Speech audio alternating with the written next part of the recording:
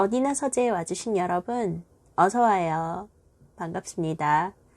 책 좋아하는 진인입니다. 다들 아시다시피 코로나 2.5단계 영향으로 도서관들이 전부 셧다운에 들어가 버렸잖아요.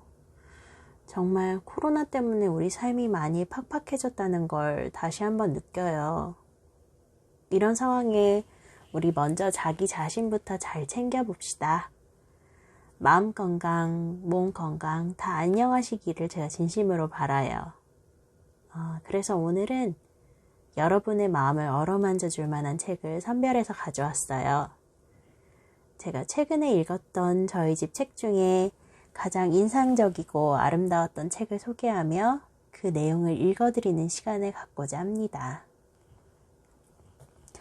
여기 있는 이 책이고요. 책 제목은 보시다시피 어머니를 위한 6가지 은유예요. 벌써 제목만 봐도 뭔가 뭉클하고 낭만적인 느낌이 드시죠? 초대 문화부 장관이자 우리 시대에 살아있는 지식인 이어령 작가님이 쓰신 책이고요. 어머니라는 태초의 생명줄에 대한 지적이고도 심오한 그러면서도 유려한 묘사가 이 책의 중심을 이루고 있는데요.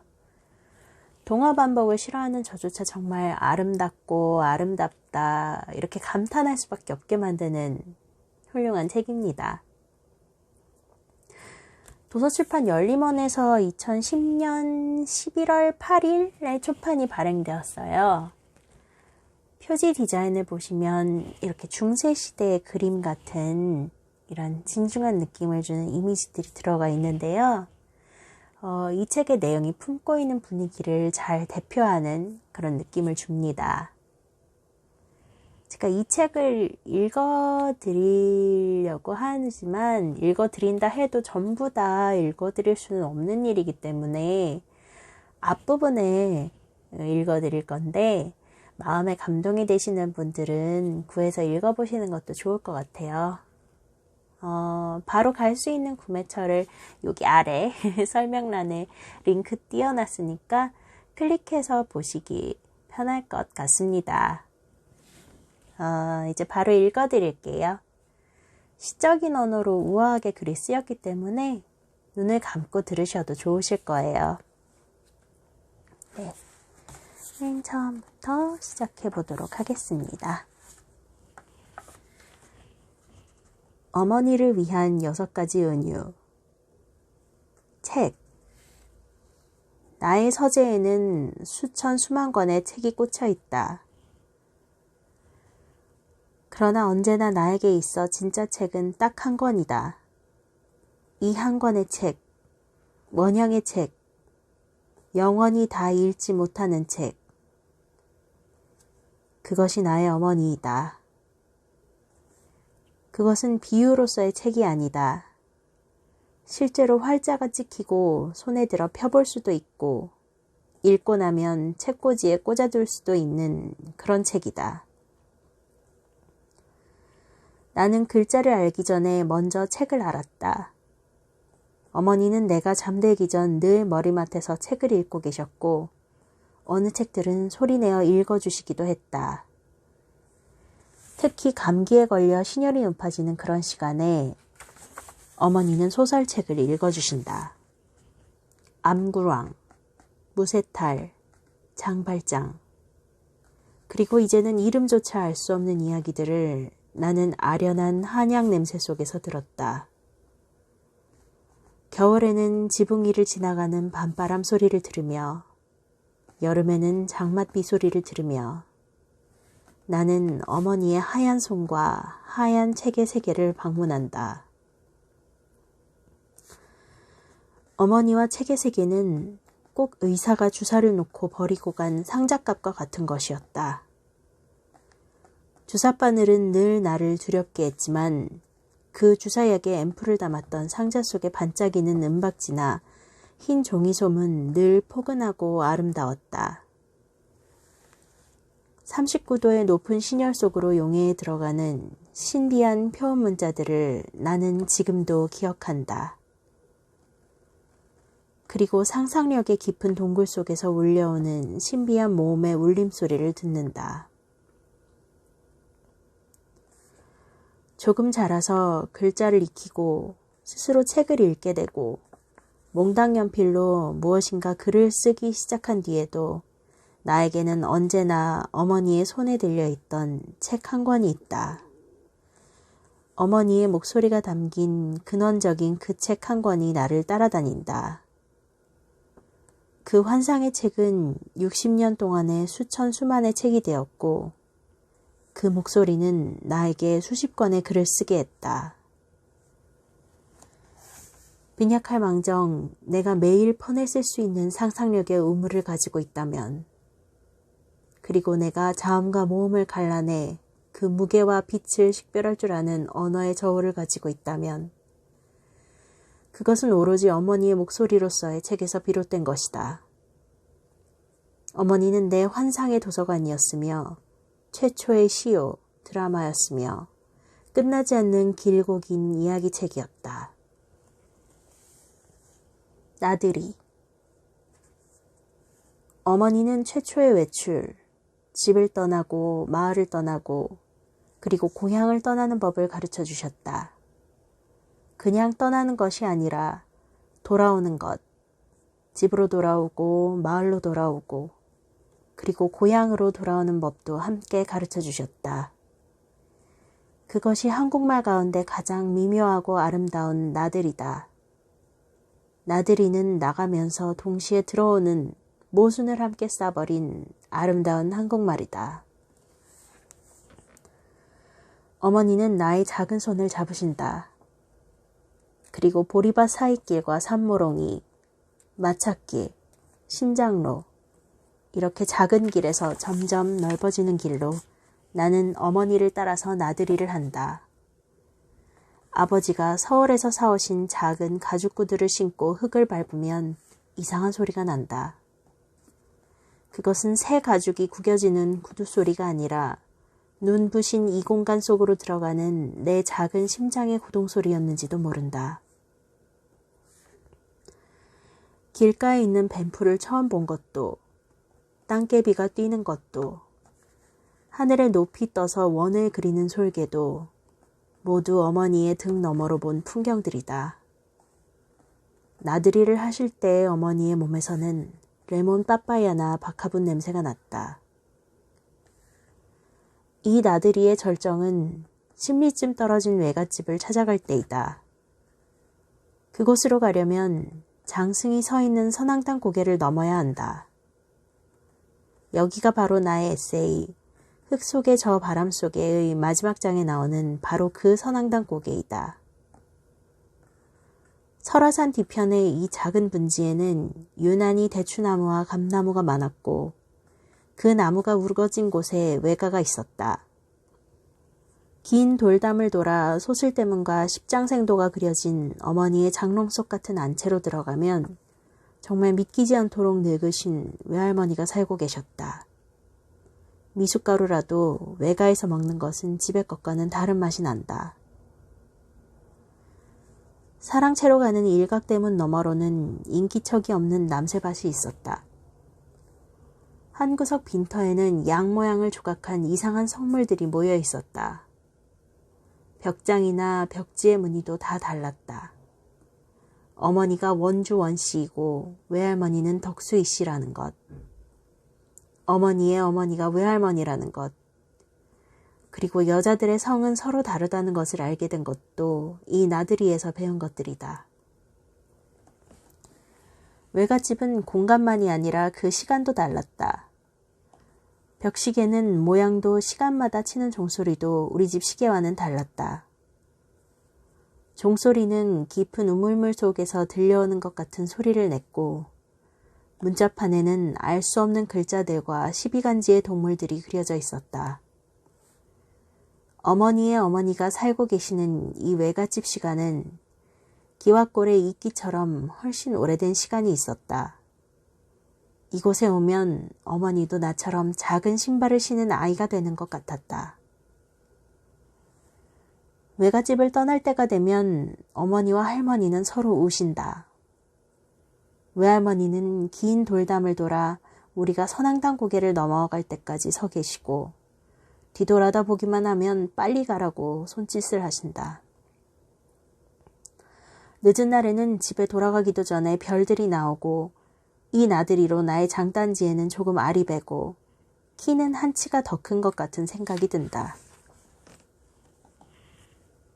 떠나는 것과 돌아오는 것, 만나는 것과 헤어지는 것, 번쩍이는 비늘을 세우고 먼 이국의 바다로 헤엄쳐 나갔다가 다시 모천으로 회귀하는 연어 떼처럼 어머니는 나에게 떠나는 법과 돌아오는 법을 가르쳐 주신다.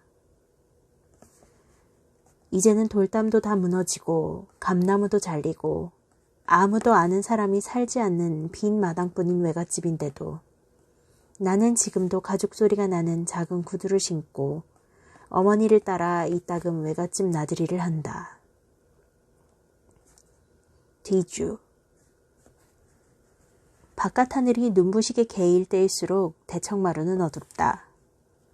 그 그늘진 곳에 계목나무에 묵직한 뒤주가 있고 그 위에는 모란꽃 무늬를 그린 청화백자 같은 것이 놓여 있다. 나보다 키가 커서 그 뒤주 속을 들여다보려면 까치발을 떼어야만 한다. 내 기둥과 두꺼운 나무 판자로 짜여진 뒤주 모양은 어머니가 안방에 앉아 계신 것처럼 늘 마음을 든든하게 한다. 끼니 때가 되면 이 뒤주에서 수복강령이라고 손수 붓글씨를 쓰신 붓바가지로 어머니는 하얀 쌀을 퍼내신다. 대가족이 먹어야 하는 그 양식은 옛날 이야기에 나오는 화수분처럼 이 뒤주 속에서 어머니의 바가지 속으로 넘쳐나온다. 많을 때에는 좋기 30명이 넘는 식소를 거느리시는 어머니는 이 뒤주처럼 묵직하고 당당하시다. 그러나 어머니는 밖에 나가실 때마다 끼니 때가 아닌데도 꼭 뒤주문을 여신다. 그러고는 엎드리시고는 손가락으로 글씨를 쓰신다. 왜 그러시는지를 몰라 하루는 어머니에게 여쭤보았다. 어머니는 말씀하셨다. 쌀 위에 글씨를 써놓으면 남들이 양식을 퍼내갈 수가 없게 된단다. 어머니의 글씨 자국이 지워질 테니 말이다. 양식이 아쉬운 사람이 있으면 그냥 도와주어야지 훔쳐가게 해서는 안 되는 거야. 양식이 아까워서가 아니란다. 뒤주를 자물쇠로 잠그면 남을 의심하는 것이라 그들이 상처를 받게 되고 그렇다고 그냥 놔두고 집을 비우면 나쁜 짓을 할 생각이 없었던 사람들도 나쁜 짓을 하게 되는 거지. 쌀을 퍼간 사람보다 그런 틈을 준 사람이 더 죄를 짓는 거란다. 어머니는 늘 어렵게 사는 사람들과 불쌍한 사람을 돕고 후한 덕을 베풀어 주시는 분으로 소문이 나신 분이다. 그러면서도 어머니는 뒤주처럼 대청 한복판에 떡 버티고 앉아 집안을 지키신다. 어머니는 어두운 대청마루에 신전처럼 자리하고 있는 뒤주이시다. 금계랍. 나는 아들로 막내였다. 늦게까지 어머니의 품에서 떠나려 하지 않았기 때문에 젖에 금계랍을 바르셨다고 한다. 금계랍은 하룻거리에 먹는 키니네이다. 그 맛이 얼마나 쓴 것인지 나는 잘 안다.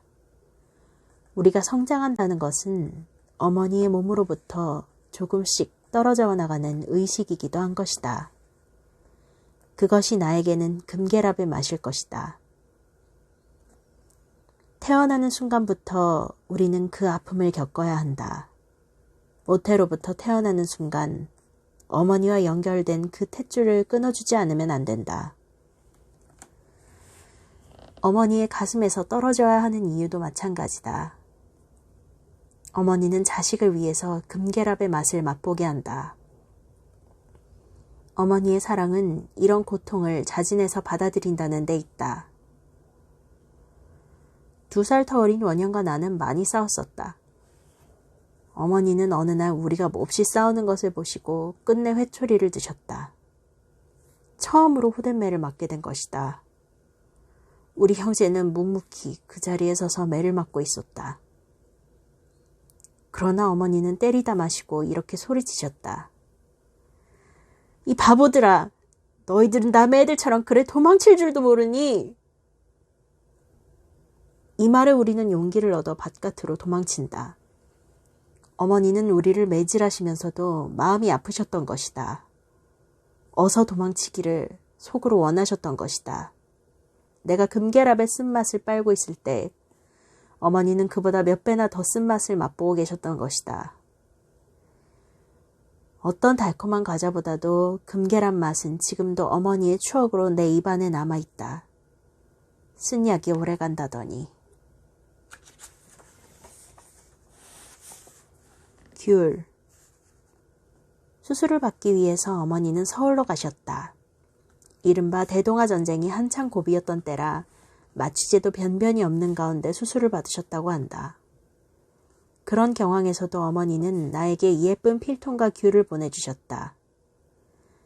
필통은 입원하시기 전에 손수 골라서 사신 것이지만 귤은 어렵게 구해서 병문안 온 손님들이 가져온 것이라고 했다. 어머니는 귀한 것이라고 머리맡에 놓고 보시다가 끝내 잡숫지 않으시고 나에게로 보내주신 것이다. 그 노란 귤과 거의 함께 어머니는 하얀 상자 속의 유골로 돌아오셨다. 물론 그 귤은 어머니도 나도 누구도 먹을 수 없는 열매였다. 그것은 먹는 열매가 아니었다. 그 둥근 과일은 사랑의 태양이었고 그리움의 달이었다. 그 향기로운 몇 알의 귤은 어머니와 함께 묻혔다. 서울로 떠나시는 마지막 날 어머니는 나보고 다리를 주물러 달라고 하셨다. 11살이었으니까 이제 어머니의 다리를 주무를 수 있을 만큼 그렇게 성장한 것이다. 정말 다리가 아프셔서 그러셨는지 혹은 어린 것이라 늘 걸려 하셨는데 그만큼 자란 것을 확인하고 싶으셔서 그러셨는지 혹은 내 손에 가까이 느끼시며 마지막 작별을 하려고 하신 것인지 확실치 않지만 다리를 주물러 달라고 하셨을 때 어머니는 외로워 보이셨다. 왜 그랬던가? 어머니에게 나는 숙제를 해야 한다고 핑계를 부리고는 제대로 다리를 주물러 드리지 않았다. 어머니는 내 얼굴을 물끄러미 쳐다보셨다. 나는 어머니의 신병이 무엇인지 잘 몰랐던 것이다. 그것이 정말 마지막인지 몰랐던 것이다. 나는 덜어 산소에 갈 때 귤을 산다. 홍동뱃사의 그 색깔에는 지정되어 있지 않은 과일이지만 재상에다가 귤을 고인다. 그때마다 지천으로 흔하게 나돌아다니는 귤을 향해서 분노를 한다. 어머니가 소중하게 머리맡에 놓아두고 가신 그 귤은 그렇게 흔한 것, 지폐 몇 장으로 살 수 있는 그런 귤이 아니기 때문이다. 나 이제 어디에 가 그 귤을 구할 것이며 나 이제 어디에 가 어머니의 다리를 주물러 드릴 수 있을까?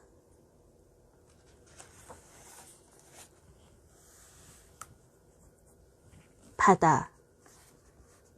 나는 11살에 어머니를 잃을 때까지 바다를 본 적이 없다.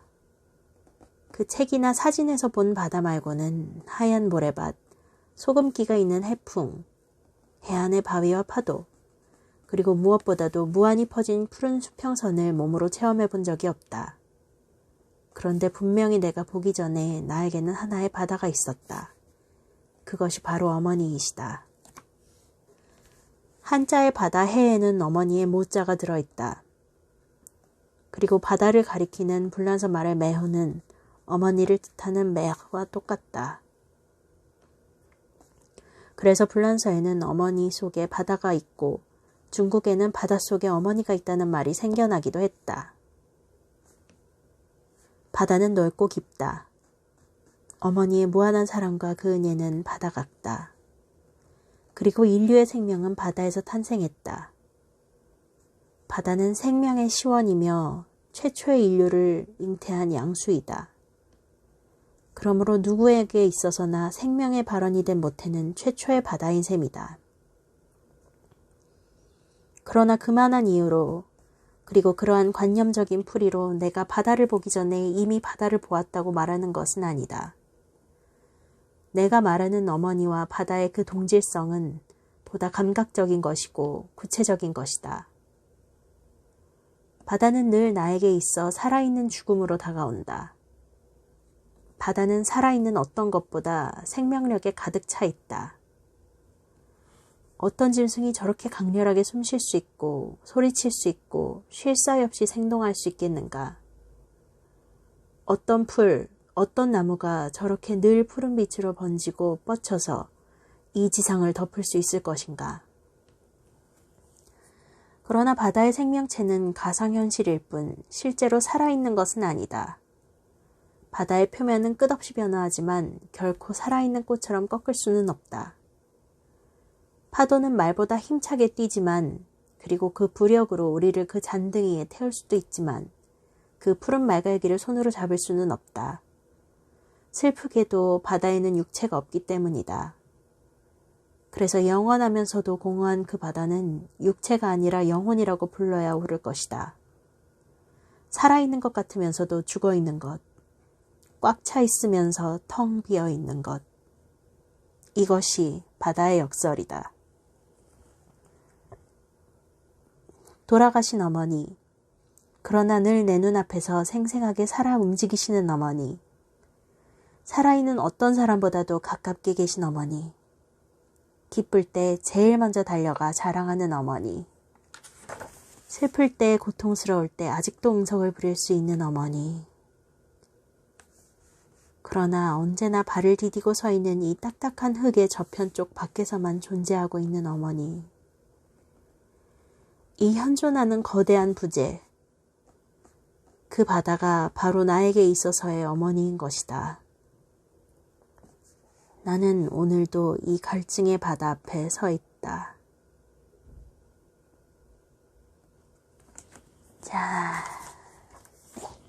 제가 준비한 낭독은 여기까지입니다. 어머니를 위한 6가지 은유 책 중에서 가장 첫 챕터, 어머니를 위한 6가지 은유를 읽어봤어요. 여기서 어머니를 위한 은유로 정말 6가지의 단어를 보여주죠. 다시 한번 보실까요? 처음에는 어머니를 책으로 비유하고요. 그 다음에는 어머니와 함께한 나들이, 그 다음에는 집에 있었던 뒤주, 그 다음에 어머니와 떨어질 때 썼던 금계랍, 그 다음에는 어머니가 마지막으로 주셨던 귤, 그리고 어머니를 떠올리게 하는 바다. 이 어머니를 위한 은유로 6가지의 단어를 보여주셨는데요. 네. 여러분은 어머니 하면 뭐가 떠오르세요? 저는 우리 엄마 하면 깻잎튀김이 생각나요. 우리 엄마가 깻잎튀김을 그렇게 맛있게 해주셨거든요. 진짜 말 그대로 깻잎을 튀김가루 묻혀서 튀겨낸 건데요. 맛있었어요. 되게 바삭바삭한 게. 저는 엄마한테 호되게 혼난 뒤에도 깻잎 튀김을 해주시면 눈물을 닦고 먹고 그랬던 기억이 납니다. 요즘은 안 해주시는데 엄마랑 같이 한번 다시 해 먹어보고 싶어요. 되게 그 추억이 좋아서요. 여러분들의 어머니도 어떤 하나의 이미지로 남아있는 기억이 있으신지 궁금해요. 예를 들어서 만두라든지, 시장 나들이라든지, 아니면 작가님처럼 귤이나 바다일 수도 있고요.